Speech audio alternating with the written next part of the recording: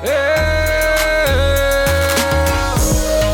fuck with a real one? Yeah, I know you wanna fuck with a real one. Wanna fuck with a real one? Yeah, I know you wanna fuck with a real one. Hey. 3, 2, 1, and we're live. And we're live. I'm ready to kick this funky thing. Drop it. Whoa. Oh yeah. Yeah. About to get funky. Yeah. Say, you know.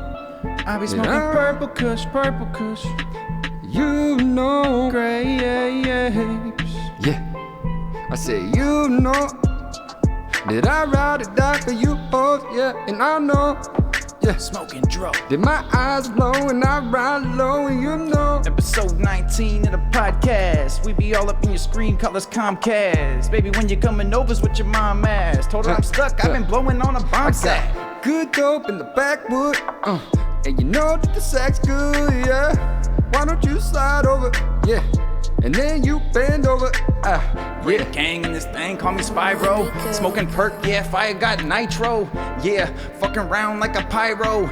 Yeah, smoking purple for survival. yeah. That's the only way that we survive, yeah. Purple kush, yeah, no hate, yeah. In the bay, only good smoke, yeah. So we Smoking ride purple around. kush to survive. Yeah. Oh yeah, cause it makes me feel alive. Survival. GDP, grape gang, that's the tribe. Yeah. Ooh, yeah. Only rolling on the best smoke, yeah. Grew up on the West Coast, yeah. And we run our own weed company, and you know that it's so bomb that we can't see now. Bow down to the motherfucking grape lord. Yeah. Riding by smoking purple on a skateboard. Yeah, you know I really hate chores. Come through and I'm swinging with like 8 swords. Yeah, all I hear is crickets. When I'm looking for my bitch, I want a midget. Yeah, about 3 feet tall, so we can kick it, literally. Grape gang, no Reggie on the sketchy now. Oh, we never smoke Reggie. Oh, we don't like Blue Dream. It's the grape ting. It's a really great thing. Oh yeah. Yeah, I like to poke kids in the face, yeah. Never smoke mids, no way. Yeah, and I stay in the Bay, San Jose, motherfucker, hey. Mac money coming through with the spectacles. When I pull out the perp, it's a spectacle. Yeah, and you know I'm gonna get the dough. Yeah, I'ma get it when it's on the flow. Yeah, big grapes in a glad bag. Best shit that I ever had. Danny on the mic, and I be riding on this beat like a motherfucking bike. Alright, Batman, yeah, and he's Robin, yeah. And I'm a fat man, but that's just kidding. backwards. It's backwards, no way. I'm the motherfucking Batman with Might the catch fat me plan. blowing on a Cali bag, riding around town looking for a scallywag. Man, That one was just too short. That was fire. Well, Good stuff. I guess on that note, we will bring it in. Yeah, why not? Glad to be here for another one with you. Thank you guys all out there listening for joining us here on another episode of the Real Ones podcast. Today is Wednesday, March 6, 2019. As usual, we are brought to you by Pipe King. Shout out to Pipe King for actually being the very first sponsor ever on this show and Bless still up. rocking with us to this point. We have a discount over there for those of you who may not be aware. It is Purple Kush, PURPLEKUSH. Type that in online. You get 25% off. Or if you're down south, you can visit them at one of their 3 locations in Lakewood, Orange, or La Habra.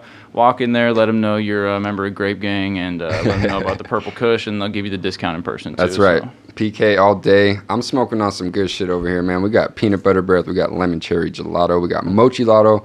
And my strain of the week right here, strain of the month, strain of the year, Larry Breath right here. We are also brought to you by Made from Dirt Organics, guys. These are medicated salves infused with CBD and THC.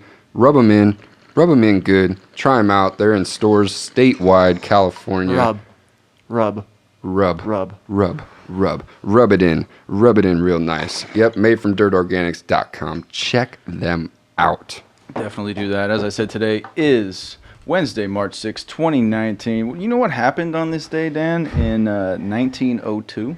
I think something to do with like we came together and said we're going to start counting people or something. Start keeping track of that shit. Like that might be sort of an important statistic to know. It is called the Census, guys, and it was an act on March 6th in 1902, to be exact. Pretty long time ago now, over 100 years ago. I guess Congress came together and passed the fact that it's, mandatory. See, that's the thing. We bring up these facts, but we don't necessarily know everything about them, but we just like to bring them up. And I'm pretty. I don't know anything about this. I don't know anything about it. We're bringing it up though, and it's an interesting fact. I'm pretty sure that this act right here that we're looking at pretty much made it permanent that they were going to do a census every so often or something like that. The Act of March 6, 1902, providing for the establishment of permanent census office. Basically, this is how we keep track of how many people live here. I'm curious, what was the population in 1902? Is this just for the U.S., right? Yeah, I'm pretty sure we're going to look at some world statistics here. This is all I could find. That's what I'm more interested in. This is a really good, little chart here, though. And the closest I could find is 1900. The world was at 1.6 billion, if I'm reading that correctly. Pretty sure I am. 1.6 billion people roaming the planet in 1900. Then we're going to scroll up. Let's look at somewhere in the middle here. 1975. We're at 4 billion and 79 million. So it looks like in about 70 years we went from what? 1.5 billion to 4 billion. Yeah, roughly. That's pretty crazy. Population almost tripled. And now let's just fast forward here. 2019, we are at 7.7 billion people, guys. That's astonishing. That's a lot. Just think about seeing all those people in one place somehow. It would probably fill up the whole United States. I don't know. Yeah, we're not.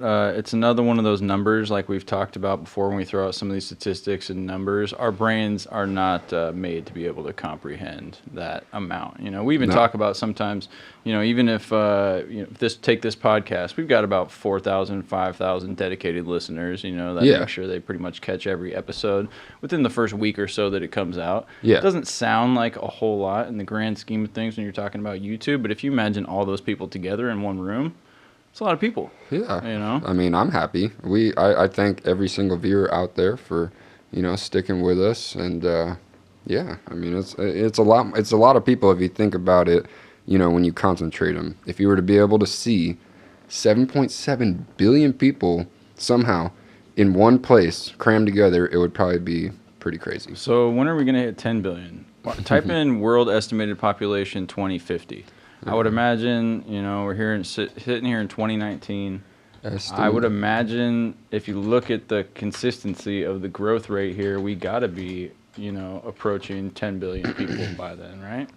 9.7 billion is the estimation by 2050, dude. Oh my God. Right on. We are growing way too fast, guys. There's got to be some type of population control or something, let's just start I think Colorado's got it somewhat figured out, dude. You can ride a motorcycle down the road without no helmet there, Just let natural selection take its course. Yeah, or let's just revoke all the seatbelt laws. Why, we got to get rid of some people, man. Shit. I think, when this conversation comes up of overpopulation, it tends to go different ways for different people. A lot of people are super gung-ho about it. A lot of people are like, we could take everybody and fit them in Texas, know?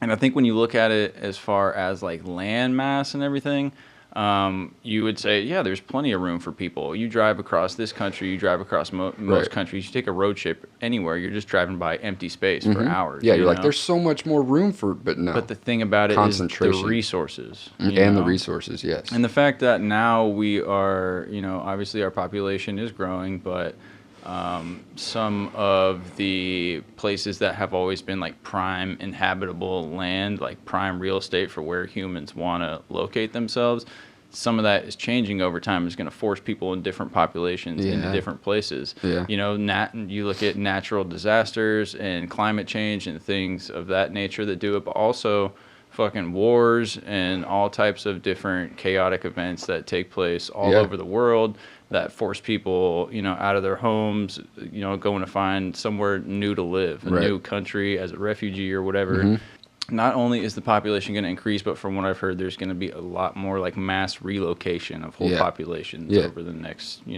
couple decades. And I think we're very blind to this living in the U.S., Yeah. There's some crazy shit going on in the world, bro. And, we're very, very blind to that.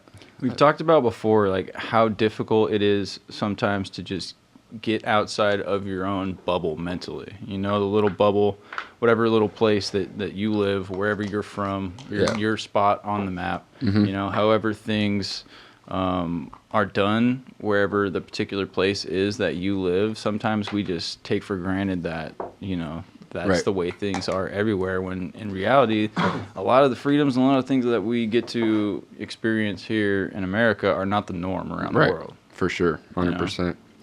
Guys, I want to wish you guys a very happy hump day. On 1970, March 6th, the Beatles, they released Let It Be in the UK. And that shit, as you know, obviously went on to do crazy numbers. You know, awesome record. You know, it's a timeless music, I guess, as you would say. The Beatles, you know. And yeah, I mean, that's pretty historical. 1970, man. That's already that's a long time ago too. Imagine. Can you only imagine? Honestly, we're a little too young to be able to fully appreciate and remember the Beatles for what the Beatles were. Yes. But, you know, I love the Beatles, if nothing more than for Walk Hard, the Dewey Cox story. Yes. You know? I also want to say something about the Beatles that, you know, many might be kind of scared to say. The Beatles, to me, personally, made some, like, pretty mediocre music, but what they did was they opened the gateway to pretty much all the new music that we hear today. They were the first ones through the door, always the ones that get shot first. You know what I'm saying? And like the Beatles. No pun intended there with John Lennon and everything. Ouch, my bad. I was gonna say that's that when you look back at the Beatles, for me, in a historical sense, I feel like that's kind of the start of where you see a lot of these conspiracies about certain people who have a lot of influence in Hollywood, whether they be entertainers or whatever, that for mysterious reasons tend to not live as long lives as they should. You know, there's a whole thing about 25 or 27 or whatever it is. You look at all the famous, super talented entertainers that died in their 20s and stuff. Yeah, you know, 27 being a very mysterious age. You know, Hendrix died at that age. There's a few other ones that died Kurt Cobain. Yeah, very young age, 27. I'm glad I got past it. But yeah, I mean, you know, no pun intended. My bad, John. You know, I was just saying that as a figure of speech, and didn't mean to hurt any feelings out there. But shout out to the Beatles, 1970 released Let It Be, and great record, great record. We also have some birthdays today. We have a Tyler the Creator, and he's turning 27. Look at that. 27 years old. We were just talking about it. Much our age, huh? 27. Shout out. Happy birthday, my brother. Never been biggest fan of his music personally, but respect for sure. Yeah, I mean, you know, I respect it. I do not listen to it on a regular basis, though, but I have played it in the past. So, yeah, happy birthday. We also have a birthday to the famous... The Shaq Daddy. Shaq Daddy. What's cooking? God, how sick would it be to get Shaq on the show? Oh, my God, that's a dream. I don't think he'd fit in this room. Yeah, Shaq, if you ever watch this in the future, come on the show, man. You probably won't, though. Shout out to the Big Diesel, though. One of my all-time favorite athletes. Like, when I look back at the craziest shit that we got to watch, you know what created my love for sports? When I look at two main players, even though they did not play for my team. You know, if you had to pick two guys that were not your hometown guys, did not play for your team, but captivated you in a way to where you could not take your eyes off the screen. Shaquille O'Neal, Barry Bonds. Yeah. You know? Good call. Man, Shaquille O'Neal and Barry Bonds. There's never been anything like that. Remember when Barry was hitting all those dingers? Whatever was going on ESPN, they would cut away. It'd be the middle of the game, fourth quarter in a fucking playoff game. It didn't matter. Who cares? Yep. Barry Bonds is up in the first inning with nobody on. Yep. Up 3-0. Yep. You know? Crazy. And most of the time it would be a walk. They would change the channel and go to Barry Bonds at bats no matter what was going on so that we could watch him either hit a home run or get walked. Yeah, have him pitched around or intentionally walked. Yeah, you know what the word is? Domination. Yeah. Those are the two most dominant names that I can think of in sports. You know, Barry Bonds and Shaquille O'Neal. Name 2 more dominant players at their craft. In my lifetime, I would say that's a good call. Those are the 2 most dominant players I've ever got to watch with my eyes, not including Michael Jordan because I didn't get back into basketball until I was 7, 8 years old. I saw the tail end of Michael Jordan's career. I did not see Michael Jordan. You know The what I'm saying? I can late watch 80s and mid 90s. Yeah, you can watch tapes and you can get that appreciation for it. I have full appreciation for the greatness of Michael Jordan, but at the same time, I didn't get to see it with my own eyes. Yeah, I mean, I watched him at a very young age, but even like you said, I think the first time I really watched him was the '95 playoffs. Yeah. When they won it, 95, 96, something like that. So yeah, I mean, we didn't really get to appreciate his younger years. I still have memories of Wizards Michael Jordan in my head. Yeah. For someone who is a true Michael Jordan fan, which I am, you shouldn't have those memories in your head. If you were just 5 or 10 years older than us and you were able to really live through the prime of Michael Jordan in your childhood, I'm sure you don't even have any memories of the Wizard days. But for me, they're there. Yeah, and he wasn't that bad on the Wizards. He just wasn't Michael Jordan. You know what I'm saying? He was just a really good sixth man almost. Michael Jeffrey Jordan. Speaking of Jeffrey, I'm gonna light this one up right here. What are you smoking? Got this lemon cherry gelato, man. This is the one we just did a review on. I have been absolutely fucking loving this weed, man. Yeah, I mean, we're smoking on some gas lately. This Larry breath right here, I would have called it bird breath. Mendo breath and Larry 33, that gelato. That stuff's fire too. I can't get over the flavor on that shit. Straight It's up. literally like the best of both worlds. It's got that marshmallow, creamy fucking cereal, OG pure Kush funk, and then it's got that fucking grapey sweet candy purple. I don't know how it got there, but it's there. It's terpy. Tastes like a bag of tricks. Anyway, as you guys can hear if you're not watching, we're getting pretty lit over here. It's getting smoked out in this room already. It's time to take it to the news. Let's take it to the news. So in Sacramento, man, these 2 cops, I hate to, bring up negative shit, but I'm tired of seeing this pop up pretty much day in and day out, and then seeing these cops get away scot-free. So these 2 cops, Jared Robinson and Terrence Mercado, shot this guy who was unarmed in Sacramento about 8 months ago, I think, right?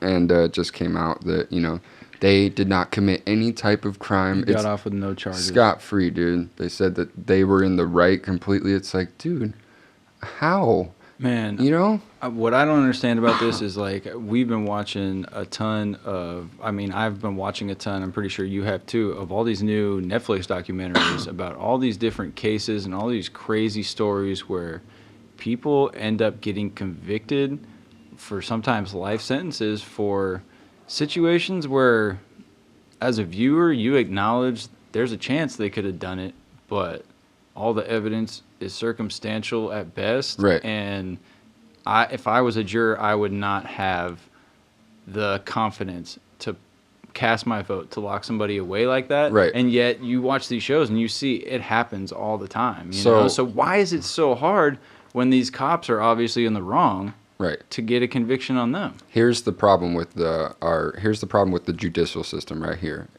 It's all they have to say is that he reached in his waistband, right? And they thought that he was going to go for a gun. You know what I'm saying? That's all they have to say. And guess what? Homie's dead. So who's going to say that he didn't reach in there? Yeah, but I don't understand. You're totally right, except for the fact that there's cameras everywhere. Yeah. Where are you going to be at in the street where a crime's going to happen unless it's in True. someone's backyard or a Body super cams, residential too. area? Yeah. There's cameras everywhere. There's body cameras. Most of the time, there's tons of videos. You're right. The videos make it online of Right. people these cops shooting people in cold blood. Right. And, I'm just you saying. see what happens. I'm just saying that this is how they get off. They say that they felt like their life was in jeopardy. That's what they say, and that's how they get off every fucking time. It's like, but then you watch the footage, and you're like, how much are these judges getting paid? You know what I'm saying? Or what's wrong with these juries? Like, what kind of evidence do you need? Is footage of a guy going like this, completely surrendering and getting shot Well, I saw a story a couple of weeks ago about a woman that was shot running away. Unarmed. Shot in running the back, away. you know? I've seen those too, man. I've seen those videos. It makes me sick, dude. The guy's running. It's like, so what? Let him run, dude. Let him run. You're supposed to let him run, I'm pretty sure, as a cop. You're not supposed to fire at him. I never would want to see the use of deadly force unless the situation were dire, unless that person was about to cause immediate harm to someone else. And Yeah. if someone's running away, you don't know if they're armed, there's no other bystanders involved. Right. I don't understand the use of deadly force at that point. Unless that person is running away to go kill somebody or seriously hurt them or jeopardize anybody else's life or do something threatening, then you shouldn't shoot him in the back. I just think it comes down to like the burden of proof. You know what I'm saying? Like I feel like the burden of proof used to be something that was taken very seriously. Like it used to be innocent until proven guilty. Now with the daily news cycle and the media and the way stories are hyped up, you know, when somebody is accused of something, it's front page news. When their name is cleared later on down the road, it's Right. on the back page. Yeah. You know? Yeah. So it's just like you look at that whole construct and you're like, and that's what makes me think the whole media and everything, that's what makes me wonder, okay, how much are these issues with police brutality and, you know, racism, black on white violence, vice versa, you know, Right. all this stuff that seems to be hot button issues and key topics in America right now. Right. Is this stuff actually happening at a super increased rate as opposed to times past, like 60s, 70s? I find that hard to believe. Or is it just the media now and the Focusing. way that it's all about clicks, it's all about Right. headlines, it's all about what do you think is going to grab people's attention. And historically, that's just the way we are as human beings, you here, know? let me tell you something. This is not the first time this shit has happened. You know what I'm saying? No. 70s, 60s, even 80s, 90s. Dude, it's always happened. You know, cops, you know, treating black people differently than they do other people. Profiling, it's not just It's- black people. It happens to yeah. a lot of minorities and a lot of Right. different races. Who It was also, who was the guy that got beat in the 70s? The famous guy, Rodney King. Rodney King. You know what I'm saying? This stuff has been happening forever, dude. It's fucked up. But you're right. Now it's just all about clicks, and the media is focusing on this and exposing it more than they have, I think. And like back then, the reason that was such a big deal is because that was back then that was caught on camera. And That wasn't was the shown to 70s, public. right? That was like the That- 90s, huh? My bad. That was caught on camera and shown to the public, and that was setting a new precedent. That type of thing Right. hadn't really happened before. Now it's happening all the time because, Yeah. like I said, there's cameras everywhere. So it's like you look at the uprising and you know the upheaval that was caused by that incident back then, Right. and now you look at there's sort of versions of that incident. When was Incidents that? like that happening all the time. The difference is now they are brought to the public. We're actually able to see them with our own eyes in front of us. So it has a different effect on us as human beings. You know what I'm saying? Right. But at the same time, it's like because we see all of this violence, because we see all this stuff on the news, all these negative stories, all this crazy shit, we sort of become desensitized to it in a way also. You know what I'm saying? Yeah. It's like subconsciously we're interested in that, and when we see a story like that we click on it, you know, even if you don't think you're one of those people, subconsciously you are, and they know how to capture your attention, and unfortunately it's with those types of stories, which is why that's what you see on the news. Yep. Well, this is what I've found. So, yeah, the LAPD, the King beating, the trial was in 1992. I just remember this because it was around the time that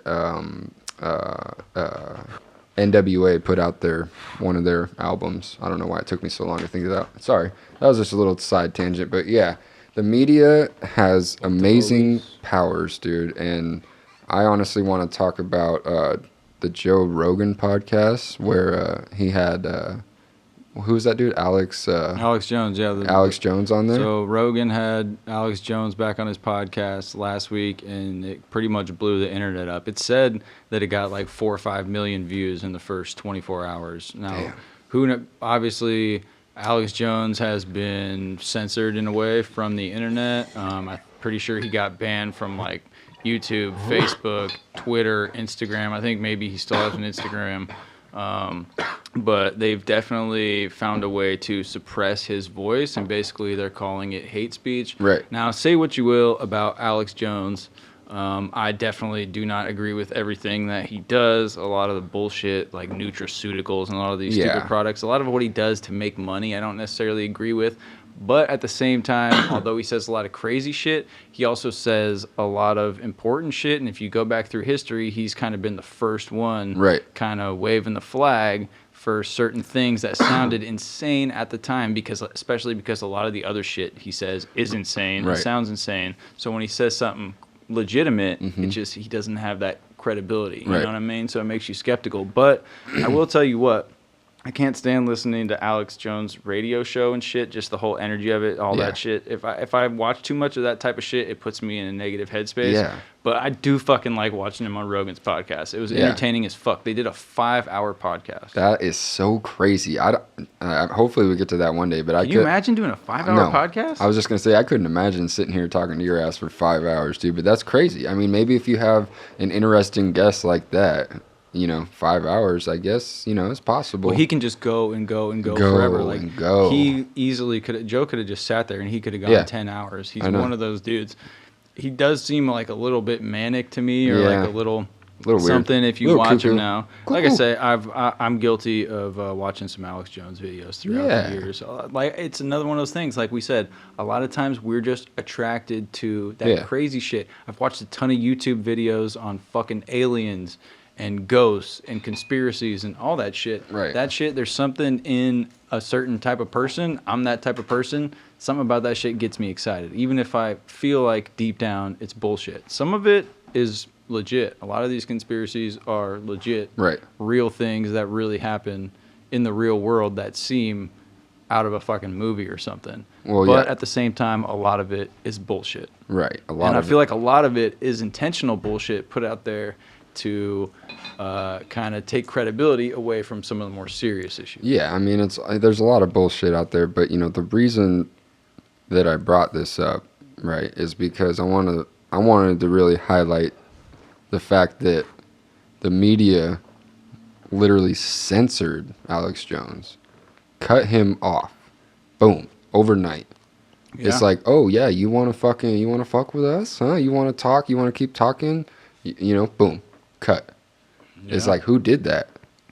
Who really did that? You know what I'm saying? Is it, you got to be pretty pretty oblivious if you haven't thought that CNN or Fox or someone who controls them even hasn't approached people like Alex Jones or Joe Rogan and offered them money or something like that. You know what I'm saying? Yeah, I mean, like, obviously mainstream media, dinosaur media, whatever you want to call it, it's a dying breed of entertainment, of news, whatever you want to call it. More and more people are getting their entertainment and their information from podcasts and from, a lot more online content as opposed to cable TV and shit like that. So obviously the people that have been in power and been controlling media since the dawn of media are looking to grab and claw at anything that they can to, obviously, like you said, maybe get at some of these people that do have the influence. To stay afloat, and keep relevance. And, that's just insane. I'm sure Alex Jones was probably just like, kept giving him the middle finger.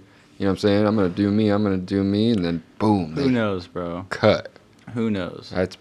That's crazy. Alex Jones could be the real deal. As far as I'm concerned, I don't pretend to act like I know. Alex Jones could be the real deal and really believe everything that he says, or he could be on the payroll out there giving little tidbits about some of these real stories and then saying shit like Sandy Hook was fake, or just stuff that maybe necessarily isn't even unfathomable, but is going to be viewed by the public as in poor taste. You know what I'm saying? Like that, for example. Yeah. So maybe, I could see a scenario where he's paid a bunch of money by people to put out information as well as disinformation and kind of take the role of looking like this crazy guy. Because, as soon as you bring up conspiracies, people either go left or right on it. You know, people are usually into that conversation and are like, "Oh yeah, you like talking about that shit," and they're ready to go. Or they look shoot at you, it down. They look at you like you're a moron. Right. Yeah. So. Yeah. I don't know. It's definitely interesting, like you said, to think about the censorship issue. And, you know, I feel like the public as a whole is not taking notice of it as much as we probably would if it was someone else other than Alex Jones, you know? Totally. I feel like he's just kind of the guy that you've been able to point to and look at. You can take him out of context. Like, he says crazy shit and he talks for hours and hours and hours every day on air. And you can take some of these clips and string them together and literally make him look like he is the craziest person on planet Earth. Right. You know? Yep. Which, so, you know, that's something that happens a lot. I mean, I am going to go out and say that I think, you know, a lot of his shit is an act.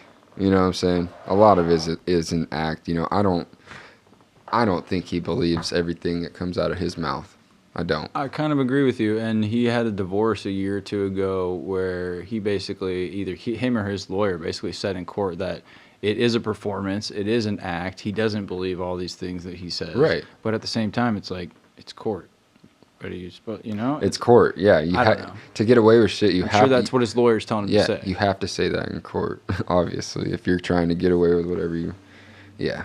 Interesting, though. Very interesting. I just hope that doesn't set a precedent that will negatively affect, like, free speech rights in this country long term. Because whether we like it or not, social media has gained so much power, and these big social media companies have so much leverage now. You know, like if you take someone's voice, I guarantee what this big coordinated band that they did, this is hurting him in the pockets for sure. Fuck yeah, it is. Know? Hell yeah, it is. They are massively restricting his outreach right now. Yeah. And the fact that they have power to do that and can just pull that trigger on anyone whenever.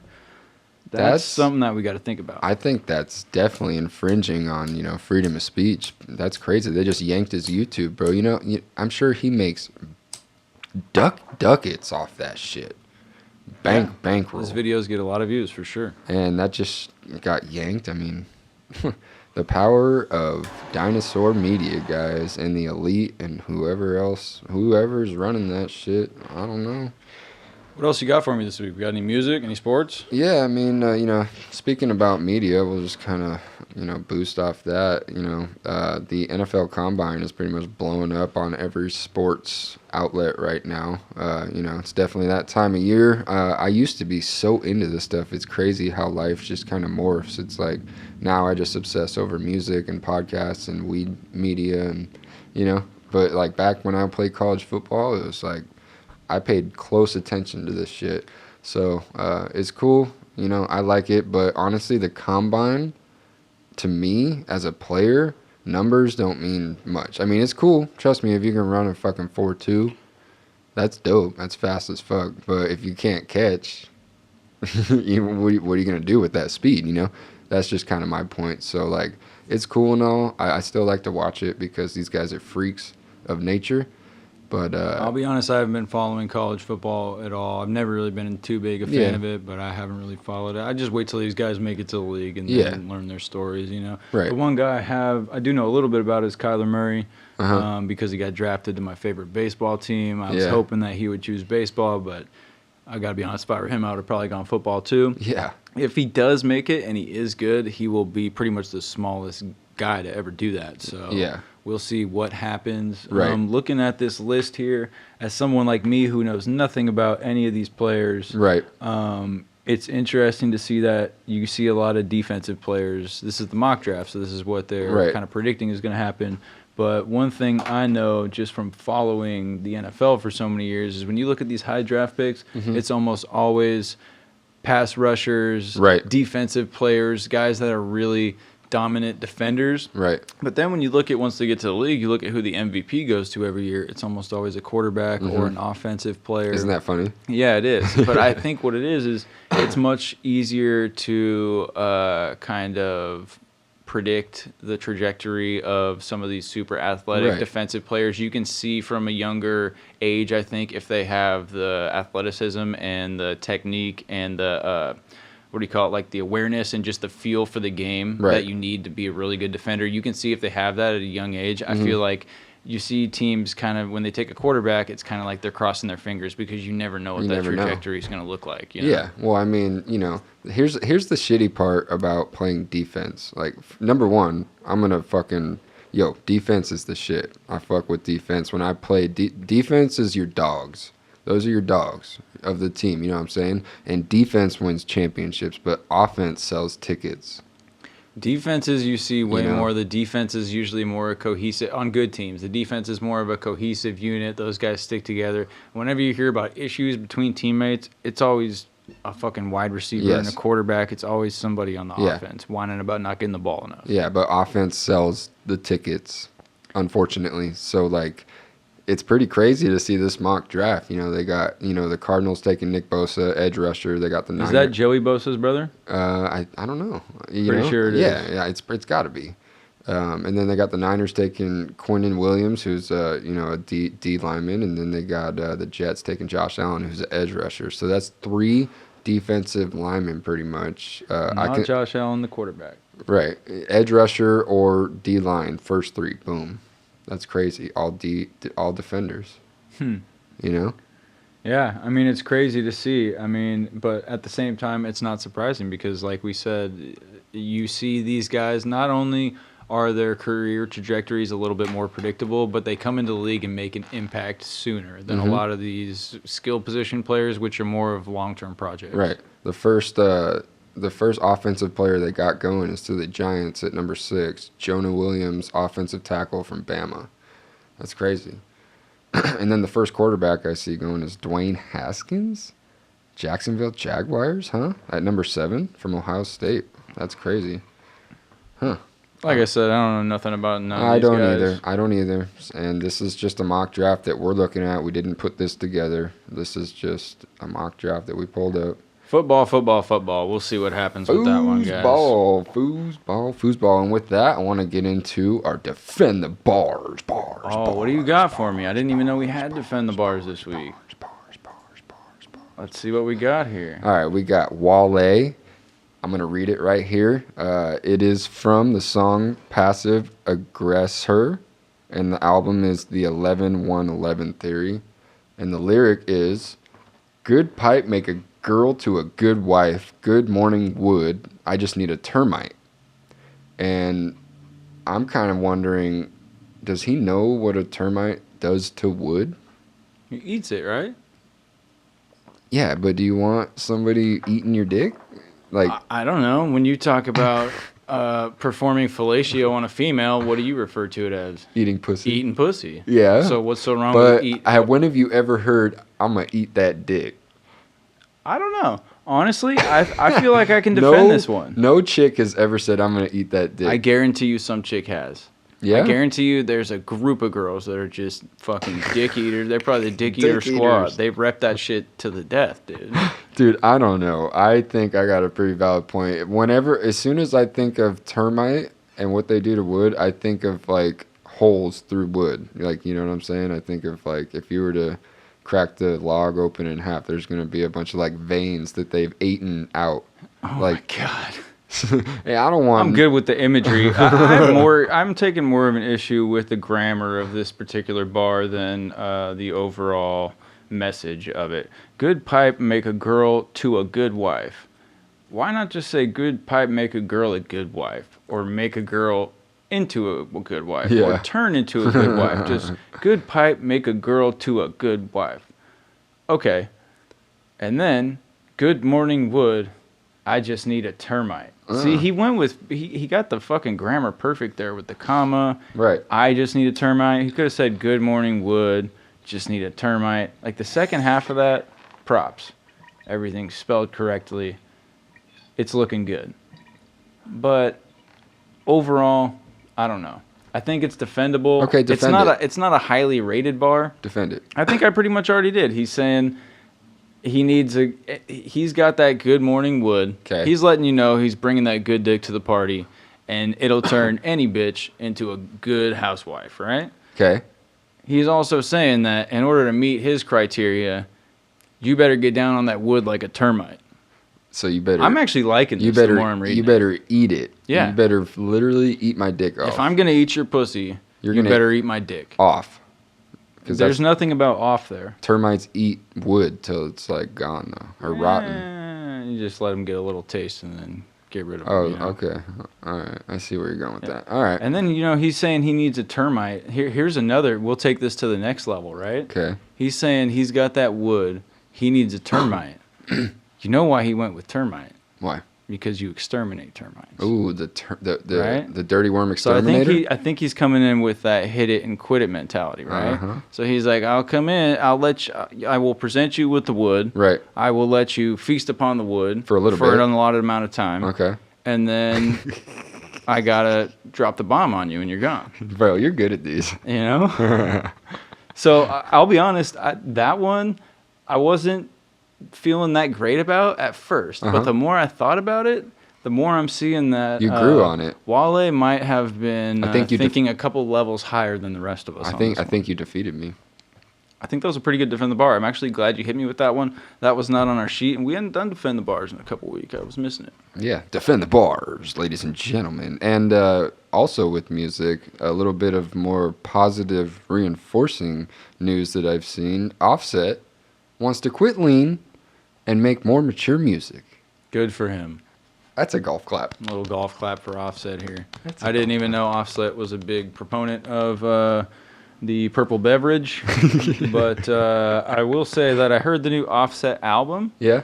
and I did sort of like it for a Migos solo album. To be honest, was not very impressed with Quavo's album or Takeoff's album. Yeah. I think these solo albums have kind of shown that I'm going to kind of go out the there. Migos are dependent on each other and they need to stay together Yes. as a group in order to make hits, in my opinion. Right. But if I would have to say, if there's one guy who has the most solo potential, especially at this point in their career, I'd say Offset, because dating Cardi B and doing more of Yeah. the shit in the public life, he's, I feel like at this point, got more buzz around him and more potential stories he can tell that people are honestly, interested in. He's just the best artist, too. You stole the words out of my mouth. I mean, I think Offset, is the best of the Migos. I'm going to go out there and say it. Quavo, I know everyone says he's the best. And honestly, I thought that maybe a year ago.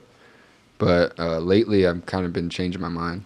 I'd say if you look at their careers up to this point, They and their depend whole, on each other, though. and their whole catalog, I would say that Quavo maybe has accomplished the most, or maybe has the best credentials, or maybe has had the best career up to this point. Right. But as far as skill, talent-wise, the music they're making right now today, who's better right now today and moving forward, I definitely would give that to Offset Yeah, for sure. yeah, for sure. But, congrats to him. I've heard that, lean can be a pretty, addictive substance. And, I'm not going to lie. I've tried it and I like it. You know what I'm saying? But in the same, I'm never going to do something to the extent of where I'm addicted to it. We've honestly been pretty honest about our prior drug use and all that shit on this show, which I think is important. Yeah. That's definitely something, like, we have tried pretty much everything. We tried a lot of things a lot younger than a lot of the other kids around us, and kind of almost everything had like a little phase.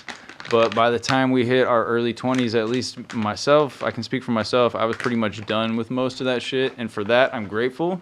But I will say, We did it at an early age. I can't sit here and tell you that I didn't enjoy it. I can't sit here and tell you that I don't enjoy the way I feel when I Dude. take Percocet or when, Yeah. you know. I mean, that shit feels good. But that stuff is what you need to exercise moderation on the most, in my opinion. And it only If- feels good for a little while, right? Yeah, yeah. If you overdo it, then you're just chasing a high that you're never going to achieve. And you so quickly become dependent on it. I just feel And- lucky that I have self-control at this point in my life, to where if something happens, like if I break something and they give me a super strong narcotic, I know that I can take it for a couple of days and not go crazy on it, Right. and then put it away and not get hooked on it. Right. But I also know that I recognize that I have the tendency or Totally.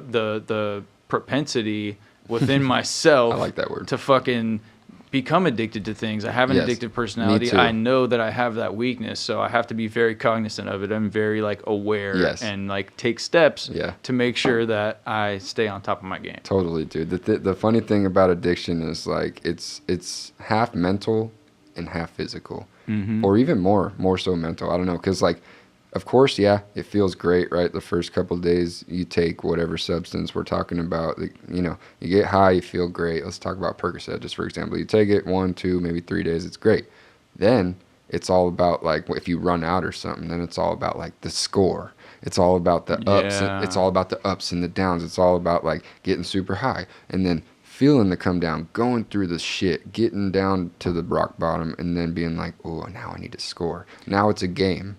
Now it's like, oh, now you start hitting up your plugs or whatever, and you can't find it. Then you're like Jones, and it's all about the wave. You know what I'm saying? That's a And- weird thing, isn't it? How like when you become addicted to something, the process of, like you said, scoring or just, you know, the whole game of wanting it and getting it and the satisfaction of having it and the chase and all Right. that shit. I feel like a lot of addicts almost get addicted to that, sometimes almost as much as the actual substance itself. Totally. You know? It's 50-50 at least, maybe even more mental. You know what I'm saying? But I'm not going to say that because I know like heroin and opioids and, you know, those things can make you really sick physically. Yeah. So, you know, and I've never been through that. I've never taken it there. Like I said, that's honestly, you know, opiates are like what I've exercised the most moderation with. Yeah. I'll take a Percocet, and then 2 months later, I'll maybe take another one, or 4 months, or 6 Yeah. months. You know, But It's you like- know the way you get when, Yeah. you know, you don't have anything. Say you get hurt, you're off work for a few days. yeah, They give you that big bottle of painkillers. It's real easy to just sit there and keep taking them like candy because they make you feel good. Right. For me, they make me feel real good for about 5 days to a week. And then I start feeling shitty. yep. You know? Then And the it's sickness not starts worth it, coming, man. yeah, and you start getting that cloudiness in the head and shit. That's why, like we said, we don't advocate any drug use other than this plant right here. And maybe a little alcohol, but honestly, alcohol is terrible too. But I do partake sometimes. But at the same time, I feel like it's really important for us to be honest about the past. You know, Oh, yeah. I feel like that's one thing that's kind of cool about doing a podcast is like, We're putting ourselves out there, bro. Like, dude, we were part of the hyphy movement. That was crazy. I'm not going to dive too deep into that, but we were doing some pretty crazy combos of fucking drugs. Let's keep it real. we certainly thought we were a part of it. We were taking all the drugs that we needed Yeah. to take to be a part of it. Yeah. You know what I'm saying? Hey, in that in my head, that means we were a part of it. But you know what the thing is like when I look back, I am grateful for a lot of those different experiences because I do have some crazy fun memories from Yeah. that age, from a lot of those times. But if I look back, if you ask me would I want to do it again, not some of it I wouldn't want to do it all no, again. not you to know? the not to the extent that we did. I definitely have regrets about the lack of moderation Yes. from the age Yes. of 14 to about 18, 19. Me too. You know? Me especially about 17 to 19. I did not have moderation. You know, even late into college. I would say my senior year of college, I finally pulled it together. But yeah, I didn't exercise the best moderation as a youngin'. Yeah, there were times where there are a couple situations where we weren't doing too good. No. You know what I'm saying? Where Yeah. we got way too fucked up at Yeah. parties, combining alcohol, and Ecstasy, cocaine, all that shit, you know? all that shit, bro. There was a couple scary nights. I'm not gonna lie. Yeah. You know, I mean, but we got through them, and they were fun as hell. Like I remember Michael's party. That was insane. We woke up. We ended up in the same room. I was under the pool table. Somebody put me there. And I was like over in the corner You were- and shit, you just were- slumped up against Yeah. the wall. Yeah, This was the biggest house party that was ever thrown at our high Dude. school. It was fucking insane. It was crazy. They had one room with just a fucking baby pool with KY jelly and shit, and I all remember. the I bitches remember. got in there. I remember and- there was girls out in the back. He had a pool, and they were just topless in their thongs. I was like, "Yo, we were 17, bro." I was rolling balls, dude. That was like one of those moments that seemed like it was out of a movie. A lot of times you watch these movies. I remember in high school watching movies about high school and being like, man, it's never like this. What That the was- fuck? That party was actually like that. That was a super bad moment. That was out of a movie, bro. But we got there early. We were taking way harder drugs than everybody else. You and me split a fucking handle Of Hennessy. Yeah. We were like, let's get geeked up. Remember at the time, At the time getting geeked up was slamming a fifth of Hennessy, specifically with your homie, and taking like 2 quad stacks, dude. Like I said, not proud of a lot of this, guys, but I do think it's important to be honest with you guys because I never want to be the type of person who sits up here all high and mighty and tells anyone else how to live their life or act like I'm perfect. I'm far from it. Yo, you know what I'm saying? We were going dummy. We were a couple of idiots who didn't know what we were doing, but we were having a lot of fun. We were having a blast, and, you know, I'm thankful that I'm still here to this day, that we made it through it, because there were some crazy combos, some crazy nights, but, yeah, we're still breathing. Yeah, nice little story time. Anyway, shout out to Offset for apparently wanting to quit lean. Good luck on that adventure. Yes, sir. And that would be actually, it says also making mature music. Like I said, he is probably the one Migo who I would be most interested in hearing that type of music from. I'm not really interested in hearing that from Takeoff or Quavo. I don't want to hear Quavo sing about some personal deep shit. I'm sorry. He's a club banger guy. And you know what? I fuck with Quavo, but that's his lane. He's just like a club banger dude. Should be interesting if nothing else. Definitely. I support that 100%. And with that being said, I think that it's time that we get into some viewer calls. Oh, shit. Yes. First up on the docket. Who do we got? We got Steven. From Chicago. Chi-Town. This is the second week in a row we had a caller from Chicago. The Windy City. Shout out Chicago. I guess the analytics What's up, are lying. TDS and FMK? This is Steven, a.k.a. Chopped in Chicago, coming at you from Chicago. What up, boy? Been a long time fan. Been watching you two since you basically started. Appreciate that, bro. Thanks for all your hard work. So, like, in an old video I noticed once, Shane was sitting down and he had multiple concentrates, and he said that he had to do another dab because he wanted to mix the terps or something like that. You're gonna have to be more specific, I'm the exact man. opposite. Like, I like to pick one cultivar and stick to it. I feel like if I dab just multiple cultivar us. strains, then sometimes I muddle the effects. Muddle? And I don't know. It's just a weird thing that I do. So I'm wondering if you guys have any other like rituals or like behaviors or anything like that. And I just want to thank you two for putting yourselves out there and keep it up.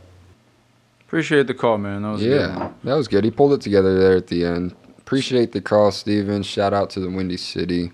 He's talking about, I don't know, I guess the first part would be about you mixing dabs. From what I got from it sounds like you were in a video dabbing multiple concentrates, and it sounds like he likes to stick to one.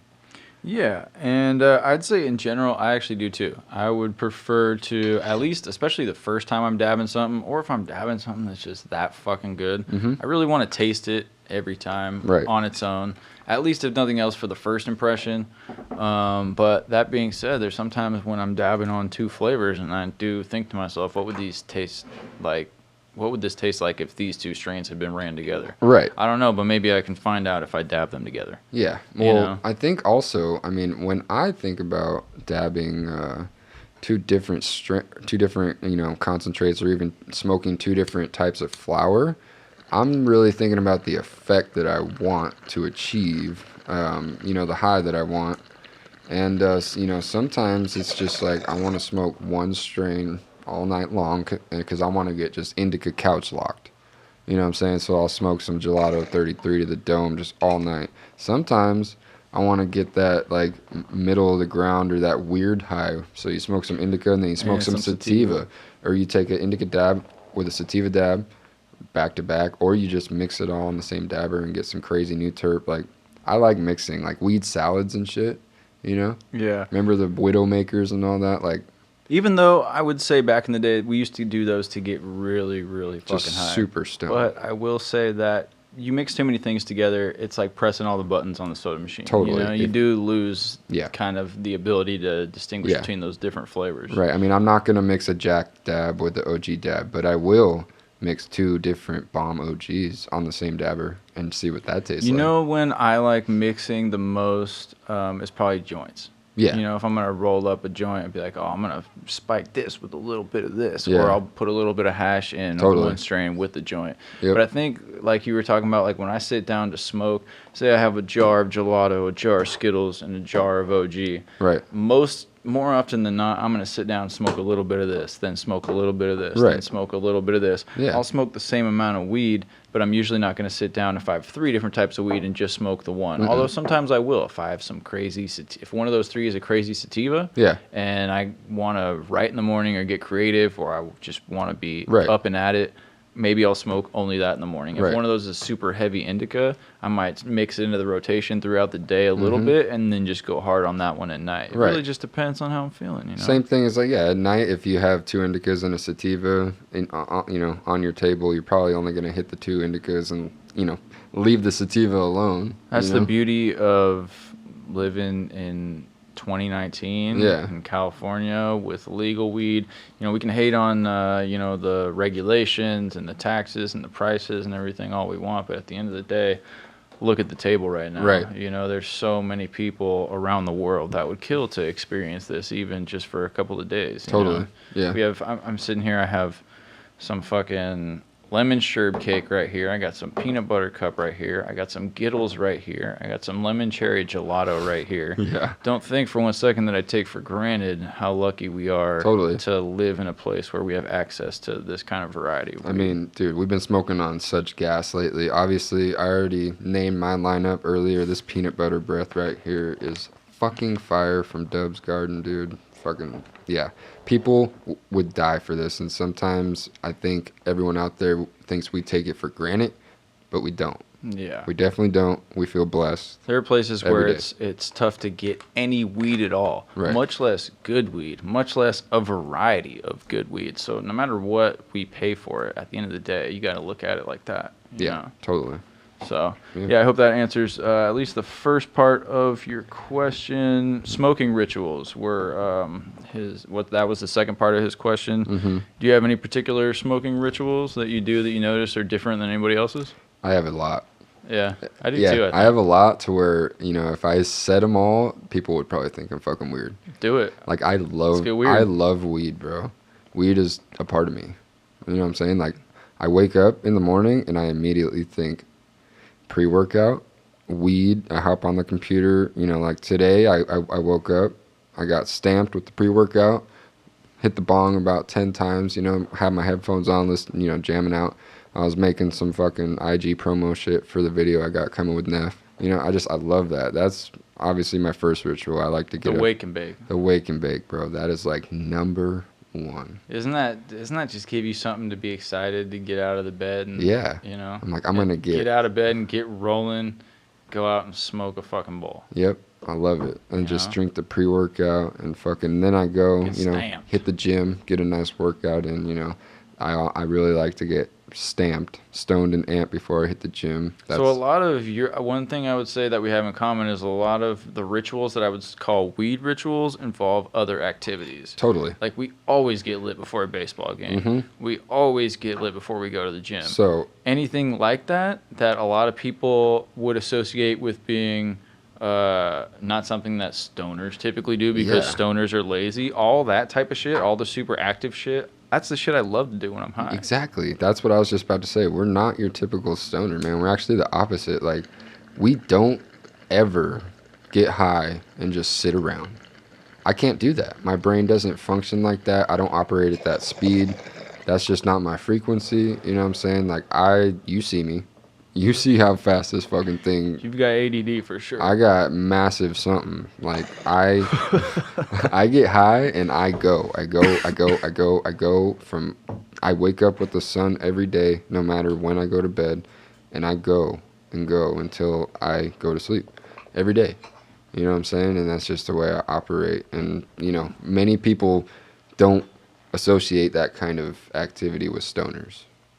You know? Yeah. But I love to smoke and do everything. Everything's better when you're high. That's one of the biggest misconceptions about weed is that stoners are lazy, right? Yeah. I mean, it's definitely, don't get me wrong, It's true. it's totally understandable For why some that people. has become a thing that is repeated because there is, that guy does exist, that typical stoner that just, shaggy looking, greasy looking, never really looks like he's fresh off a shower. Right. You know? Yeah. And just kind of lazy, doesn't do much with his life, sells a little bit of weed out of his house. Right. That guy's out there for sure. There's Totally. a lot of those guys. Yeah. But overall, I meet a ton of super productive, creative, happy people. Well, that smoke weed. I think here's why weed has that stigma too, is because, you know, in the past, a lot of people who are successful, techies, whoever, in the past, who had to hide the fact that they smoked weed, you know, the only people that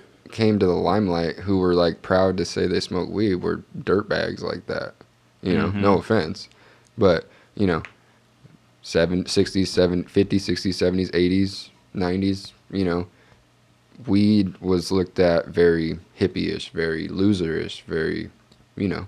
So, and those were the people that came to the surface, and those were the people that the media highlighted. So that's why weed got that stigma. Is like, you know, there's, what I'm trying to say is there's a lot of people who are very successful, very motivated, very active that smoke weed. And have been doing it the whole time and are just now starting to come out of the woodworks now that it's Yeah. becoming socially acceptable. Right. You know? Yeah. Like, how often nowadays do you walk into a restaurant and walk by someone's table and just smell weed compared to 20 years ago? Totally. You know? A lot more than 20 years ago, definitely. Just things like that. Like, Yeah. you know, living in an apartment complex for so many years, like, you smell weed everywhere. Everywhere, walking past people's doors, it's like, yeah. Every hall, in the stairwell, It's- in the fucking parking garage. It's way more socially acceptable now. Yeah. Yeah. So, It's interesting to see, you know, as obviously things grow, the scope of the legal weed industry and just the amount of people that are, especially celebrities and stuff, that are openly invested in the weed industry. Right. It's going to be interesting to see what happens to that stigma, because I already feel like even in the last 10 years, it's been really dramatic how much, especially yeah. in this area of the country, the stigma around weed has just dissipated. totally. It's definitely getting chipped away at. It's falling quick. So, you know, that's definitely a positive. I think that deserves another little golf clap. Golf clap number 2 of the show. Wow, that's rare, guys. But yeah, thanks, Steven from Chicago, for the call. We're going to move on to our next call here. Shout out to the homie for that one. Yeah, We've been getting shout a lot of really good questions in the voicemail lately. We appreciate everybody that calls in. If you have a question burning on your mind right now, pull out your phone, open up the voice memo app, record it, then open up your email and email that voice recording to theccc420@gmail.com. Do it. Now. Do it right now. Please. We need calls. Honestly, we only had 2 this week.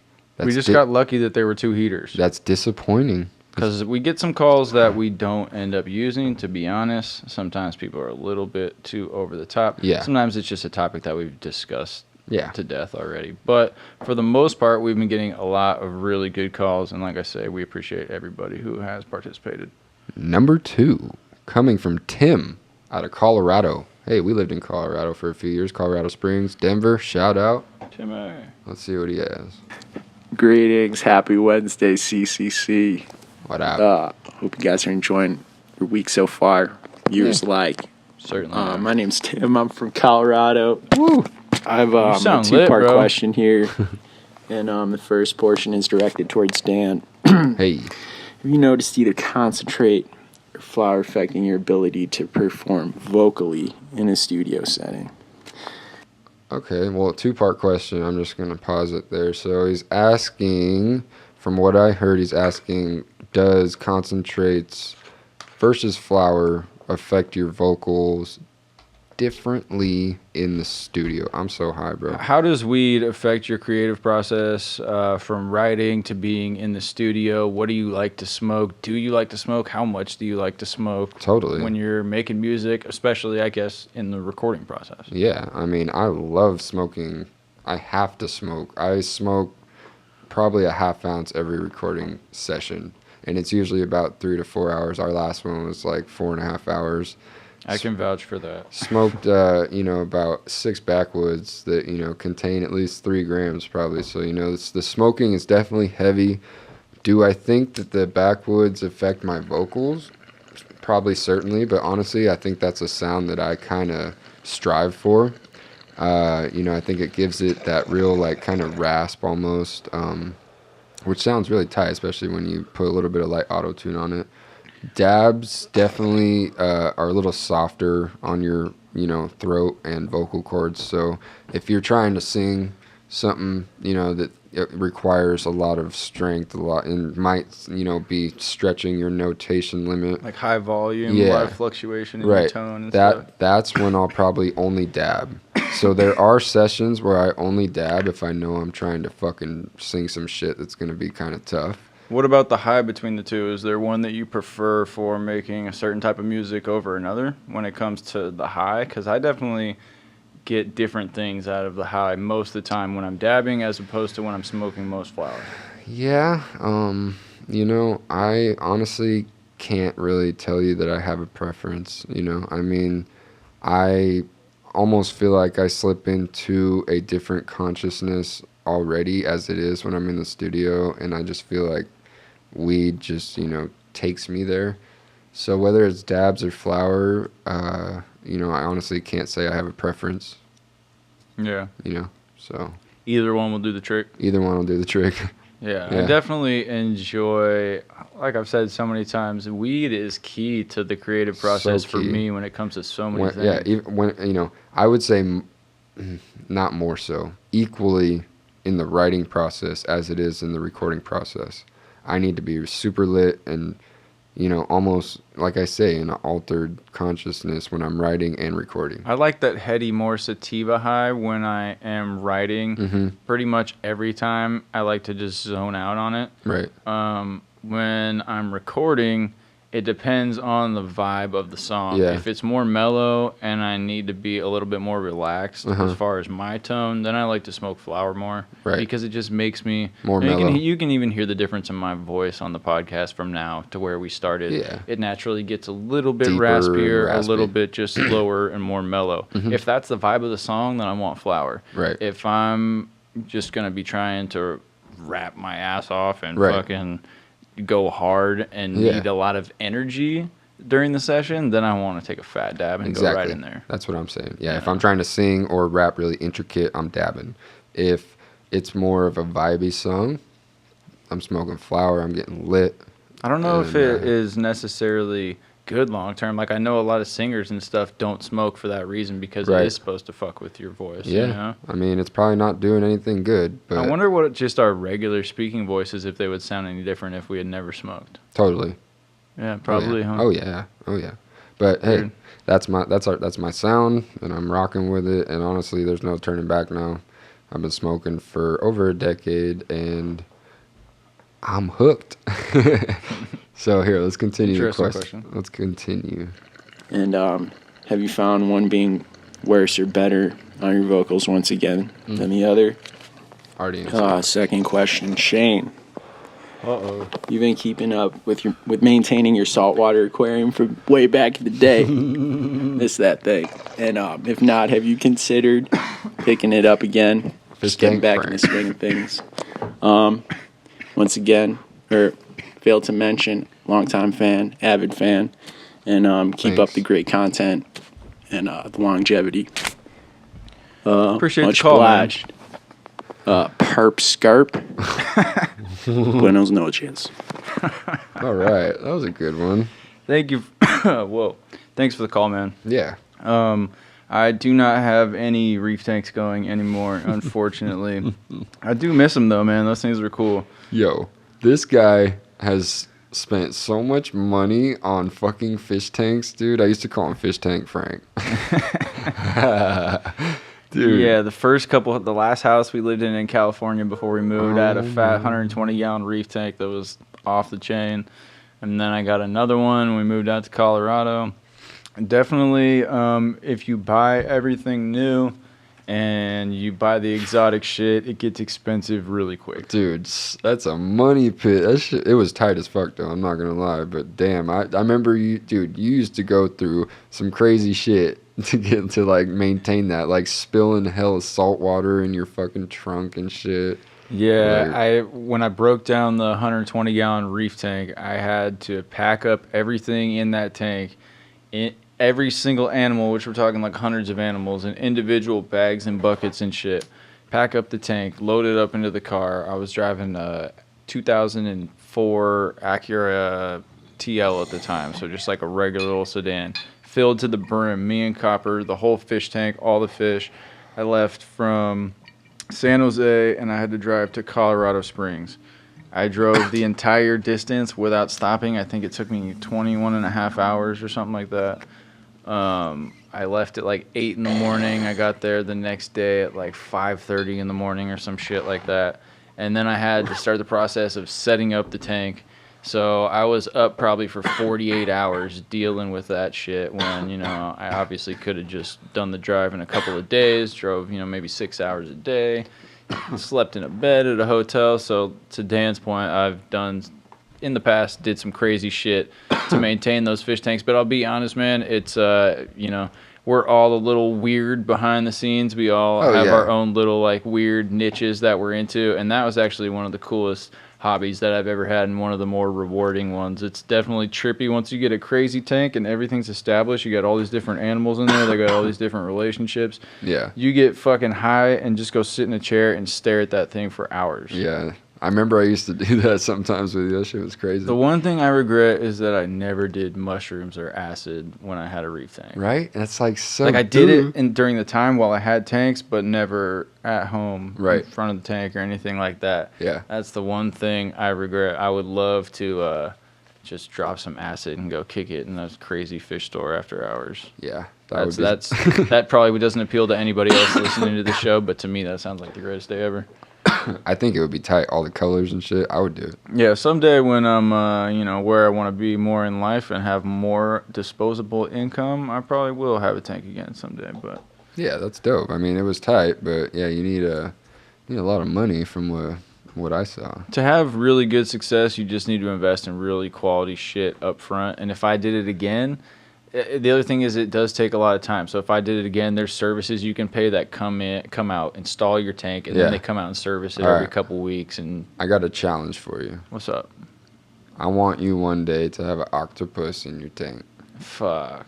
They're hard to keep, man. You know the thing about octopus? They only live a couple of years. Really? Yeah, they have a super short lifespan. If octopus didn't have a crazy short lifespan, they would fucking rule the ocean the way we rule land. Aren't they super smart? Octopus are crazy. They have like fucking, I think they have 8 brains, 3 hearts, or vice versa. Something like that. They have like either 3 hearts, 9 brains, and like 8 fucking arms. Each one has different tentacles. They have no bones in their entire body. They're fucking nuts, dude. They're literally like aliens underwater. I got this for you. They got 3 hearts, 9 brains, 8 arms, and no skeleton. 3 hearts, 9 brains. Or 8 arms. There you go. And no skeleton. This animal has 9 brains. 9? 9 brains. What do you do with 9 brains? Do they all talk to each other? What happens if something happens to 2 of the brains and 1 of the heart? What happens to the octopus? Yeah. Does it still keep rolling? Does it need all those, or are those just backups? Or does it like paralyze part of the body or something? And man, you would think something that has 3 hearts and 9 brains would live be forever. An animal that lives a long time. There's a lot of animals in the ocean that live many decades, hundreds of years. Yeah, you know? that's or crazy. 100 plus.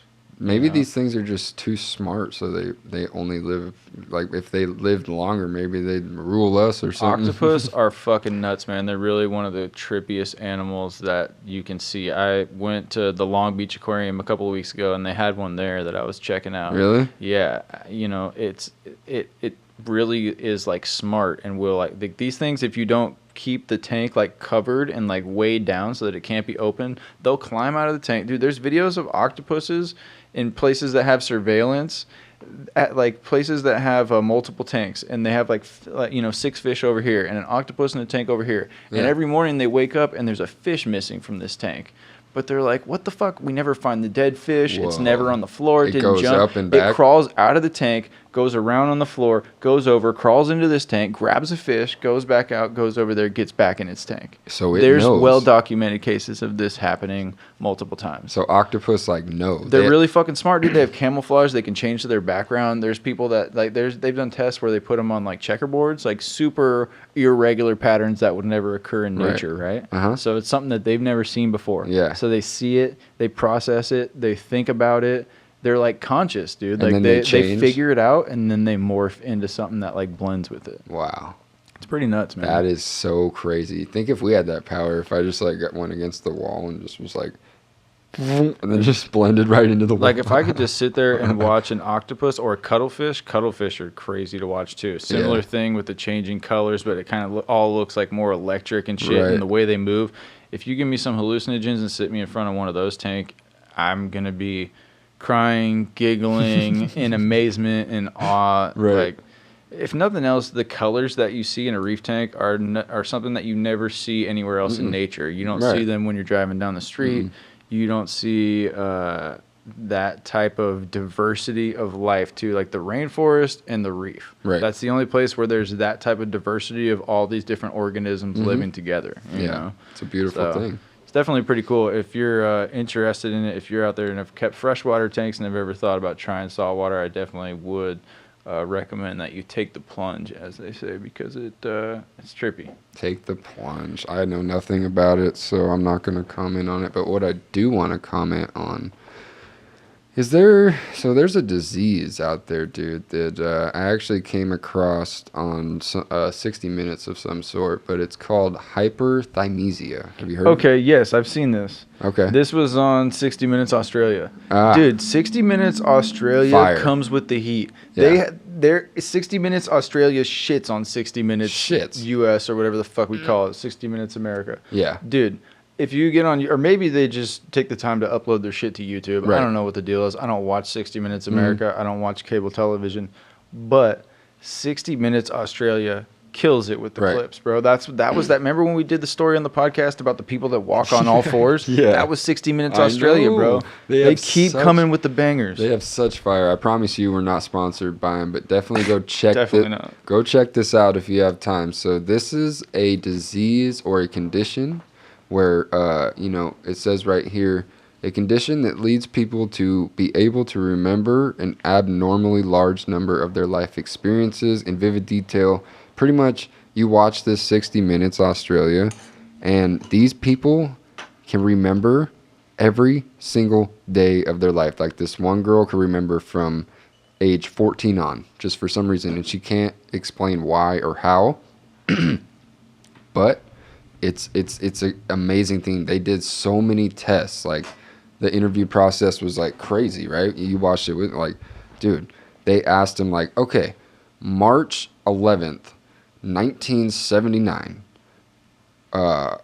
was it raining? And she'd be like, yes, it was raining from 2 p.m. to 5 p.m. And They then wouldn't even ask them that. They were given that was like extra information that Right. they were given. They'd be like, "What day was pick a historical event. What day was this the number one single? What day did this come out? What day did the JFK assassination happen?" Or no, yeah, the one I'm talking about was like, okay, it rained. They're like, it rained 3 days in March of 1989, and she's like, okay, it was March 11th, 14th, and 19th, and it rained from 2 to 5 this day, this time this day, and this time this day, and I was just like, what the fuck? It's a tough thing for our dumbasses to explain. These people on TV were explaining it sort of in a way that I can understand, but like basically, like we have memories and they're just like, at least me personally, mine are just bits and pieces and they're kind of fuzzy and I have to really think about them for more to come back. Sometimes when you talk about something with someone else who was there who also remembers, you get little bits and pieces back. That's my memory. But the different thing about these people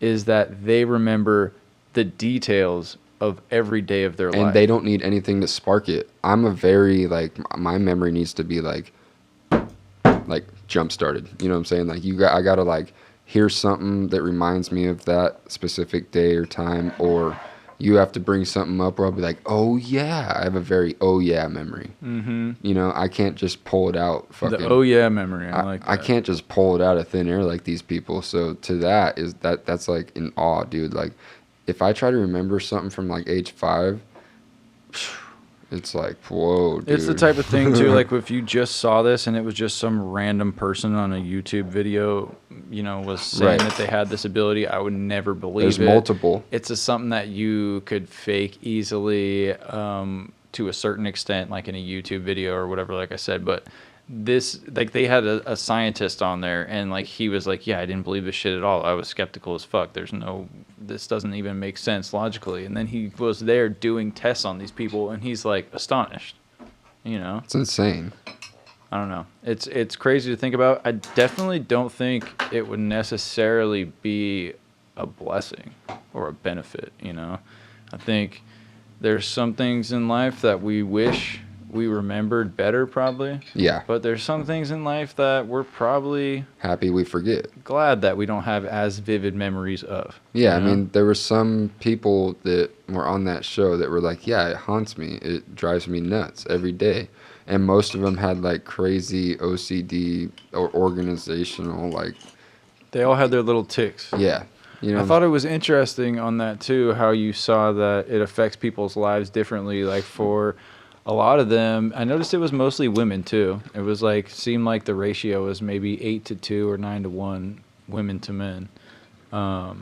But it seemed like some of them were really comfortable with their ability or whatever you want to call it. And then it seemed like some of them were very uncomfortable with it, and they wished it wasn't that way. And I would imagine those are the people that have more trauma in their past, and having that vivid memory of it probably makes it difficult to like move on from shit that happens in your life, you know? I'm sure. You know, you always tell people like you got Here's like how I look at it, right? Most normal people, you know, they remember the good and they forget the bad, right? Unfortunately, selective memory. selective memory. I feel like I'm guilty of that. You know, I feel like that's just kind of how life is. You want to remember the good and forget the bad. I'm right? not sure that's most people all the time, but I think that's probably some of us some of the time for sure. Or okay, you remember the good and you learn from the bad, and then you know try to forget it. Yeah. You know, in all honesty, I think that's, you know, how I would put it.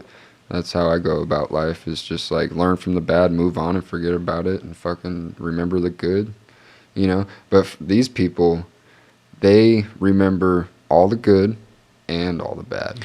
And when they're talking about the way that the memories come to them, another like common thread between these people is like it's vivid. You know, like Yeah. when they talk, it's different than a memory for you and me is. It's just an entirely different thing that Right. we wouldn't know how to cope with. No. I don't think, Yeah. personally. Yeah. You know, but it's interesting. I think they found, what was it, 11 or 13, something like that, people worldwide that are like confirmed to have this Yeah. ability. I don't even know what you would call It's it. like a superhuman ability, you know. It's pretty crazy. Yeah.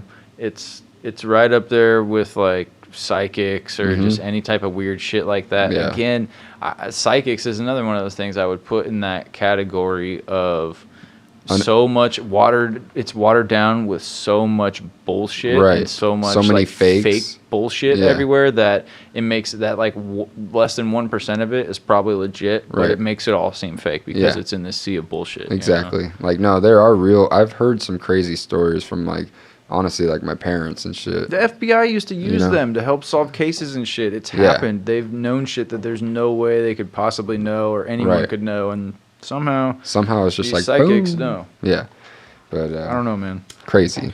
It's a weird world that we live in. This planet that we call home that we don't really know that much about. We try to walk and talk and, Right. you know, speak like we know, like humanity knows everything that's going on, even on our own planet right now. We Right. probably know, I would guess we probably know about a quarter of it. Right. Even you look at the species that are undiscovered. You talk about from big down to microscopic. We have all these species. They can tell you how many go extinct every year. They can tell you how many are discovered every day. They can't tell you how many are undiscovered, No. yet to be found. No. So, how could you? You know, that's crazy. and the fact that we do discover new species on this planet every single day just should be a pretty stark reminder that we don't know everything. No. You know? We know very little. Very little. That's So, how I feel anyway. Yeah, that's how I feel. And honestly, I gotta take a piss. So before we kick this freestyle, I'm gonna bring you guys the best of the week. Bring it. SpaceX Dragon capsule docks with the space station, bro. This is some breakthrough shit. I don't really know much about SpaceX or the Dragon capsule. Or SpaceX always has the fire names for their shit, though. That's what I Right. like. The Dragon capsule. Yeah. I mean, that shit's hard as fuck, you know? I mean, it docked with the International Space Station, and I'm guessing that's some good news. It's smart though. What's gonna like generate more public interest? Calling your shit the Apollo or calling it the Dragon? Right. You know? I like the Dragon. I'm a big fan of the name choice there. So shout out to SpaceX. I'm guessing we're making some strides there with whatever the fuck Elon Musk has got up his sleeve. Yeah, he's launching rockets off every day, man. Drilling Yeah. holes, fucking Just building cars. Running the world. Yeah, man. We've talked about him before on this podcast. He's I still think most people don't. I don't think we'll be able to fully comprehend and realize the impact that one particular person has had and will have on humanity until long after he's dead and we're dead. You know? Yeah. It's one of those things. I think he'll be looked back on as like the Einstein of our time. You know what I'm saying? Totally. He is. Like I said the other day, he's the modern. He is the real life Tony Stark. Totally. He is. know? He's the real life Tony. That must be pretty tight.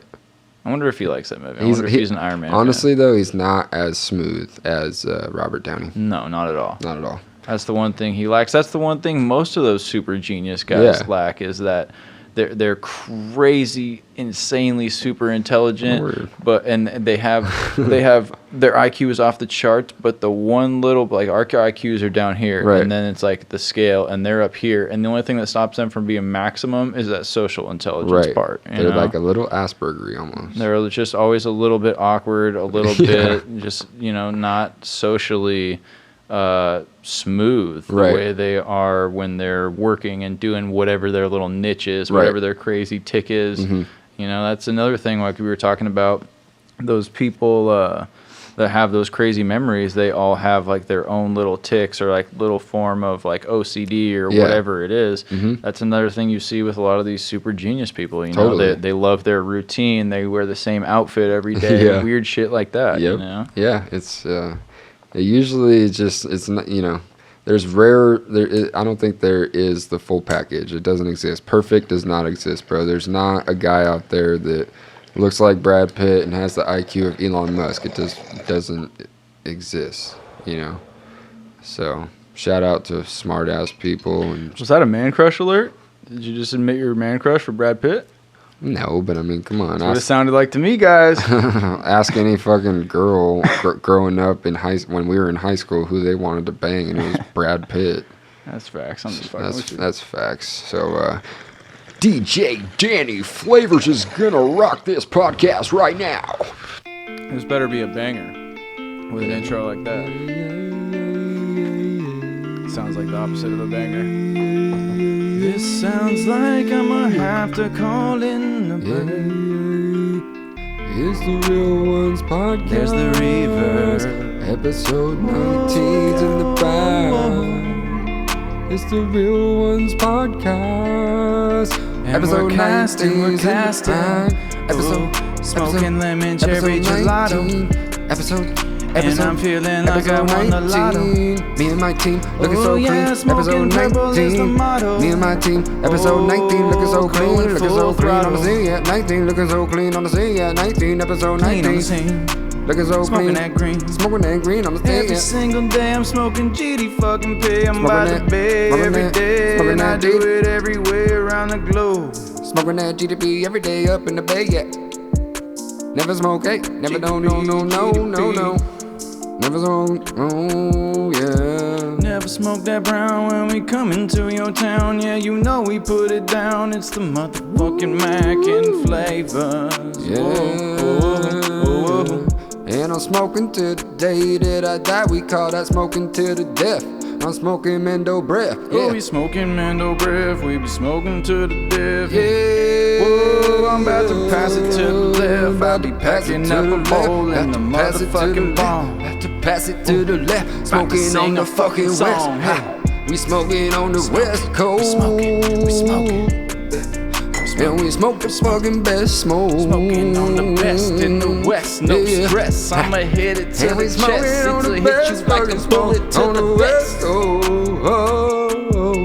Yeah, yeah. We smoking on the best motherfucking smoke on the west coast. And you know we riding low in the motherfucking bucket. I just say, fuck it, grab it, shit, yeah. Smoking on the best smoke, puffing on the petrol, Yeah. spitting gas and it's coming from my dental. Coming from the dental. I'm coming straight off the mental. Coming from the mental. Oh, Yeah. and I'm feeling presidential Feeling in the presidential. ride. Got the purple by Yeah. my side, Yeah, and you yeah. know I'm about to glide. Yeah, yeah. And I'm coming for the prize. Yes, pushing all this weight, you could call it both legs. I be dabbing to the chest, and it's called turd bags. No Yeah, stress. no stress. Smoking on the best, like I said before. Bong rips. Bong rips to Bong the rips. chest, yeah. Bong rips to the chest. I haven't taken one yet, so I'ma give it a rest. Soon as Shane O'Mac's done taking that to the chest, I'ma load my fucking bowl, and I'm about to ride it up, about to light it up, about to light it up. I be real coughing. tough. Yeah, well you better get done coughing, cause I'm Coming through, and I'm just done coughing, yeah. Doing podcasts, and we do them pretty often, once a week to be exact. It's the motherfucking Mac. Whoa, yeah. About to have a heart attack on That's the a track. fact, that's a fact. We ain't going nowhere. And we, yeah, we back. Yeah, we back. It's the podcast of the year. It's the podcast of the year. Oh, thanks for watching out there. Woo. Wanna see your mama in her underwear. Oh, hands in the air like I don't care. Purple gang, and we way about this thing. And I really love to sing, but right now I gotta go.